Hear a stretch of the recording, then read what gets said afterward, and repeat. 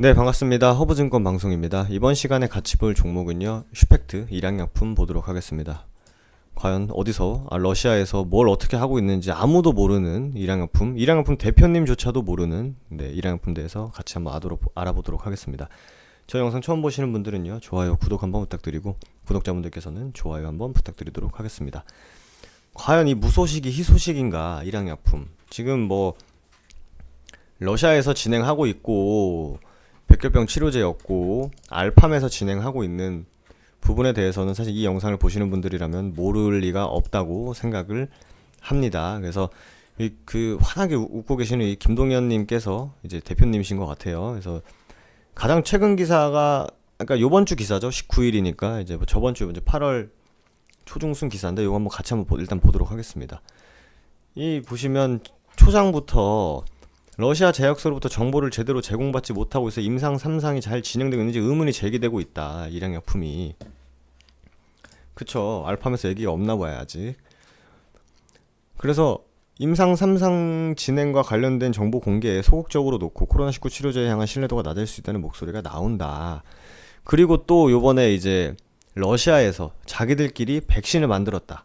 푸틴 아저씨께서 내 딸한테도 먹였다. 이런 이슈가 있었는데 일단 그 백신 관련해서는 임상 3상도 진행하지 않은 거고 임상 2상에 대한 정보도 지금 명확하게 나온 게 없기 때문에 안정성과 효능에 관한 신뢰도가 높지 않다고 이제 많은 사람들이 얘기를 하는데 저는 또 한편으로는 코로나 백신을 러시아가 만들면 미국에서 자존심에 스크래치가 나지 않을까 해서 일부러 좀 찍어 누르는 경향도 없지 않아 있는 것 같다고 생각은 했지만 임상 3상도 진행하지 않았고 명확한 정보도 없기 때문에 그 부분은 충분히 합리적인 의심이다 이렇게 좀 생각이 됩니다.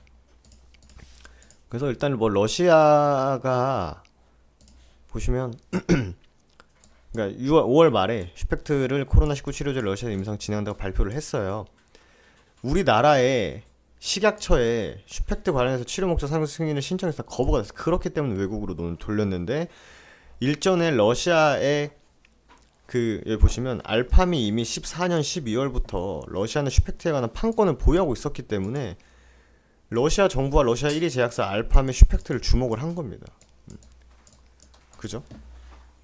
그렇게 해서 이제 러시아 알팜이 진행을 하고 있고 러시아랑 벨라루스에 대한 판권은 이 알팜이 가지고 있습니다. 그리고 추가적으로 러시아에서 일양약품 관련 슈펙트 관련해서 유의미한 결과가 발표를 한다면 일양약품 쪽이랑 같이 오피셜로 낸다. 는 것까지 우리가 팩트로 좀 체크했던 기억이 있습니다. 일양약품뿐만 아니라 일양약품 일단 제가 봤을 때 일양약품 지금 모르고 있을 겁니다. 어떻게 진행되는지. 알팜도 임상 진행 과정을 명확하게 공개하고 있지 않은 것으로 알려졌다. 그리고 일양약품 관계자는 5월 보도자료 이후 슈펙트 임상 관련 회사 공적 발표는 없다. 우리도 러시아에서 임상이 어떻게 진행되는지 명확히 아는 게 없다. 이걸 왜 공개를 안 하는지는 잘 모르겠지만 백신 얘기를 나오는 거 보니까 일양약품의 코로나19 치료제 개발 쉽지 않을 거라는 전망이 나오고 있는데 이거는 그냥 의심이죠. 의심. 일양약품 과거 메르스가 유행했을 때도 치료제 개발 시도했지만 메르스 종식 선언이 나올 때까지 임상에 들어가지 못한 전례가 있다. 근데 임상 들어갔죠. 지금 슈펙트는 좀 다른 얘기라고 보여집니다. 최종적으로 임상 결과가 나온 뒤 공식적으로 발표하겠다라고 말을 아꼈다 보시면 될 것 같습니다. 그래서 저번에 이 슈펙트 관련해가지고 이 8월 3일 기사인데 이것도 관련 영상 올려드렸긴 했는데 이일영 칼럼 리스트님께서 일양약품을 거의 발고를 하셨습니다. 엄청난 이거보다 일양약품 슈펙트에 관한 디테일한 기사는 전 아직 못 본 것 같습니다. 그래서 이 기사 링크 걸어둘 테니까 일양약품 주주분들께서는 꼭 보시고 기사가 너무 길어서 좀 보기 힘들다 하시는 분들은 지난 영상 보시면 제가 이 기사에 대해서 정말 자세하게 설명드렸었거든요. 왜 알팜에서 진행을 하는지 그리고 의료기관이 추가됐는데 어떤 박사님이 같이 한번 볼까요? 말 나온 김에 이거 링크 걸어드릴 테니까 디테일한 거는 찾아서 이거 링크 보시면 되실 것 같고요. 밑에 이렇게 쭉 내려보면 여기 러시아 임상 슈펙트 관련해서 3상 임상이 진행 중 러시아 병원 목록 또 쭉 나옵니다. 근데 여기서 우리가 주목을 해야 되는 좀 의미를 부여할 수 있는 부분이 어디냐면요. 최종 추가된 세 곳 하나가 전염병 연구소, 두 번째는 첼라빈스크 의료기관 3번 임상병원, 마지막 세 번째로 추가된 의료기관은 시베리아의 철도 요충지 노보시비르스크. 이거는 좀 지역적인, 밑에 나옵니다. 같이 볼게요. 여기 첼라빈스크 3번 임상병원 추가된 맥락은 지형적인 고려가 살펴진다. 우랄 산맥의 동편 첼라빈스크가 우랄 산맥과 시베리아에 있는 다리와 같은 지정학적 여건이 중앙아시아의 관문이라는 사실에서 다양한 경로를 고려한 의미.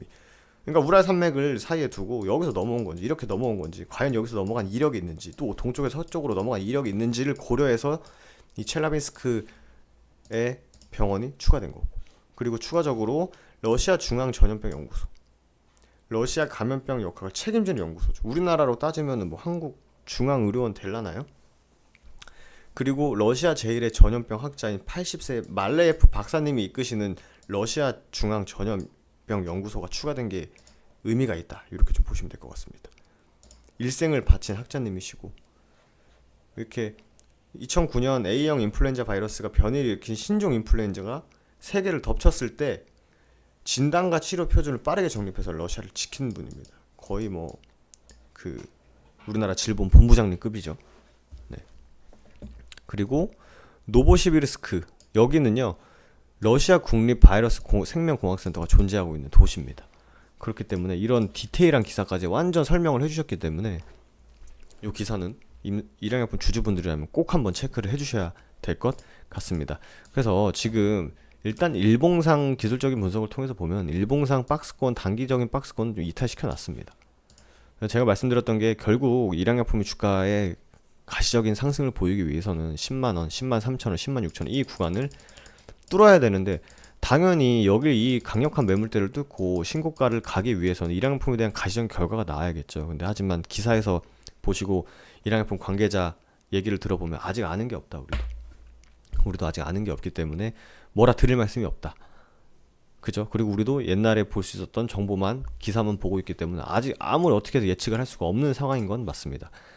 그래서 하단 박스권에서 분할 매수로 상단에 던지는 전략이랑 10만원, 10만 3천원, 10만 6천원을 돌파할 때 눌림 관점, 요렇게 말씀드렸는데 일단 깼습니다. 깼기 때문에 다음 지지 구간 어딘지 참고를 해야 되는데, 내가 이걸 깼기 때문에 던질래, 나는 깼는데 어디까지 깨질지 한번 버텨볼래 라는 거는 이제 이 영상을 보시는 투자자분들의 성향 차이고요. 제가 봤을 때는 단기적으로는 지금 8만원을 지켜주는 게 가장 좋고요. 하방으로 빠졌을 땐 7만 6천원까지 빠질 수 있다는 부분을 체크를 좀 해두셔야 될 것 같습니다. 제가 이제 트레이딩 관점을 설명을 드릴 텐데, 아시다시피 정고점을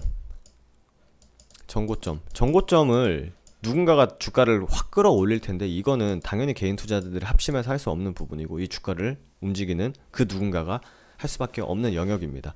이 정고점을 뛰어넘었다는 거는 결과적으로 이 물량을 끌고 와서, 단기적으로 여기 물량 끌고 와서 이렇게 팔 수도 있는데도 불구하고 주가를 다시 올렸죠. 상한가였나요? 하여튼 급등하면서 추가적으로 올렸기 때문에 세력들은 못해도 이렇게 파는 게 가장 나이스합니다.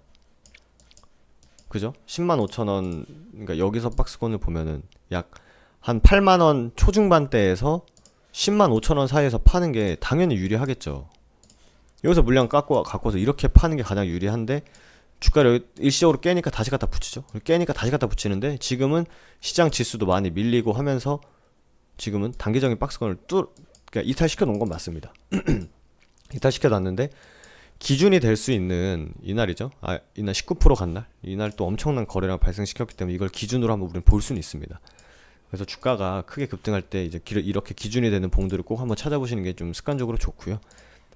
이 날을 기준으로 우리가 분석을 해보면 결국 여기서 1차적인 반등이 나오고 2차적으로 여기서 반등이 나오는 이유는 결국 여기서 기인을 한 겁니다. 여기는 세력들이 팔아도 전혀 이상하지 않은 구간이고, 마지노선은 어디까지 떨굴지에 대한 부분을 찾아야 되는 건데, 지금 여기 7만 6천원, 7만 7천원 구간하고 8만원 구간에서 반등을 만들어주는 거는 분석상 틀리지 않았다. 그러니까 뭐 분석상 이해할 수 있다. 근데 1차 8만원을 지키지 못하고 7만 6천, 7만 5천을 지키지 못하면 추가적인 하락은 나올 수 있다. 물론 일봉만 보셨을 때는 박스권을 이탈했기 때문에 좀 리스크가 있다고 판단을 하실 수 있겠으나, 이 기준이 되는, 거래량을 터뜨렸던 이 기준이 되는 날을 기준으로 보면은 아직은 조금은 괜찮다, 이렇게 좀 말씀드릴 수 있을 것 같습니다. 그래서 영상 처음 보시는 분들이 계실 수 있기 때문에 미리 말씀드리면, 야 나도 차트 분석 하면은 다 할 수 있어 라고 말씀드렸지만, 제 일양품을 처음 찍어드렸던 구간은 여기입니다. 네, 그래서 저도 뭐 올라갔다 얘기 말씀드린 적도 없고, 그냥 지금 구간에서 할 수 있는 우리 최선의 사항은, 왜냐면 정보가 나온 게 여러분이나 나나 일양약품이나 다 명확하게 아는 사람이 없어요. 그렇기 때문에 지금 나와 있는 이슈와 현재 차트 분석을 통해서 어떻게 대응을 하는지가 중요하기 때문에 말씀을 드린 것이고, 8만원 지켜주는 게 좀 중요하다. 그리고 마지막 뭐 추가적으로 빠지나면 7만 5천원, 7만 6천원까지 빠지는 구간을 확인하고 더 빠졌을 때 무조건 대응을 해야 된다, 이렇게 좀 정리해 드릴 수 있을 것 같습니다. 이번 시간에 치료제 관련주 10팩트 일양약품 찍어 드렸는데요. 뭐 신풍제약, 부강약품 관련해서 영상 꾸준히 올려드리고 있기 때문에 좋아요와 구독 한번 부탁드리고, 저는 또 다음 치료제 영상에서 인사드리도록 하겠습니다. 감사합니다.